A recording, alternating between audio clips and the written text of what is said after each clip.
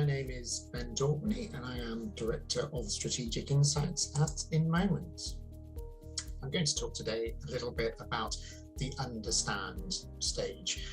What do we mean by understand? Well, understand is really where we turn data, the information that we've collected for you, and turn it into insight.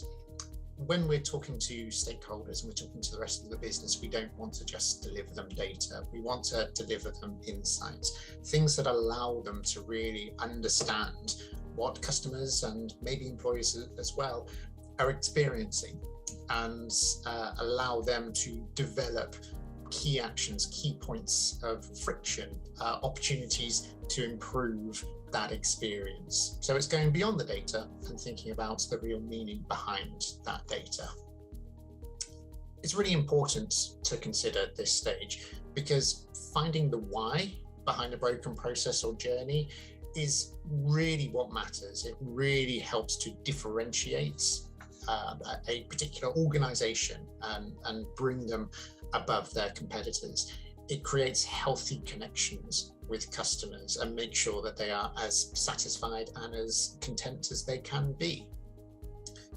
Brands will often use listening programs to reduce turn by taking that feedback and absorbing it, understanding the sentiment behind it, and creating action plans that could include things like employee coaching or fixing particular journey touch points and similar methods. But it's always making sure that customers have the opportunity and understand that they are being listened to.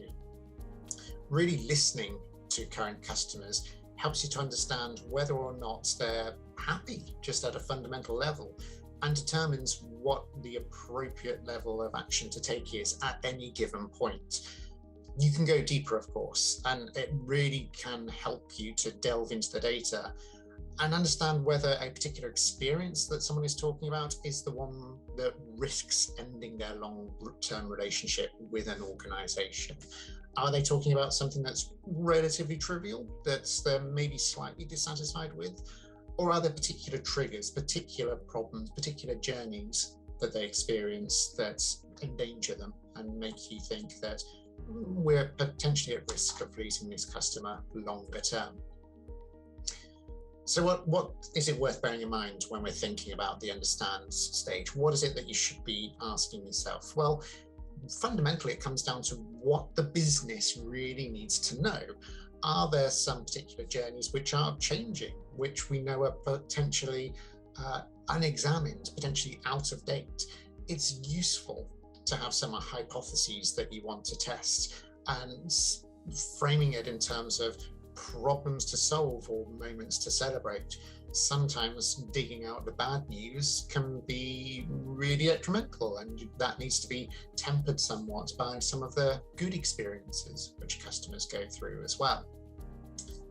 Once you've got a hypothesis, once you know what it is you want to test, you want to put in place some tools to help you understand those particular areas. So thinking about solicited and unsolicited feedback, thinking about the structured data, the closed questions, as well as the unstructured data, the verbatim comments that people leave, and how it makes sense to analyze and think about those sorts of comments too.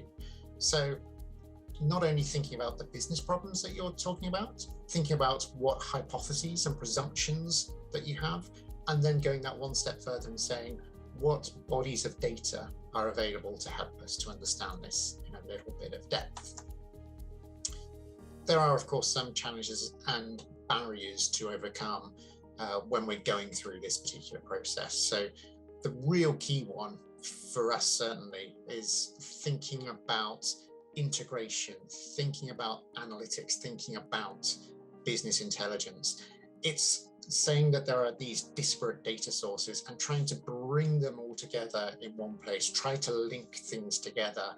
And by doing so, you unlock a whole load of potential findings that may be lost otherwise.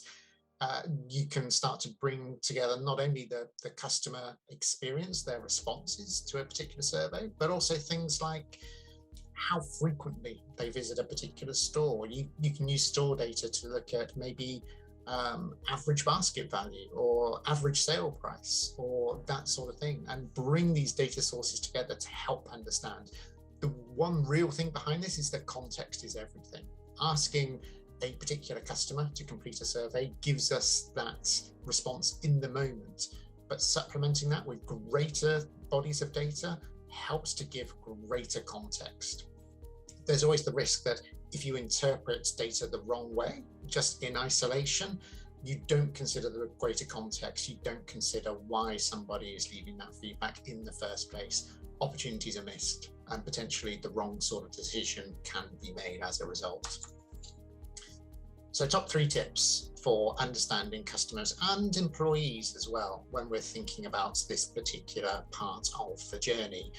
Number 1 is absolutely look to bring together those disparate data streams.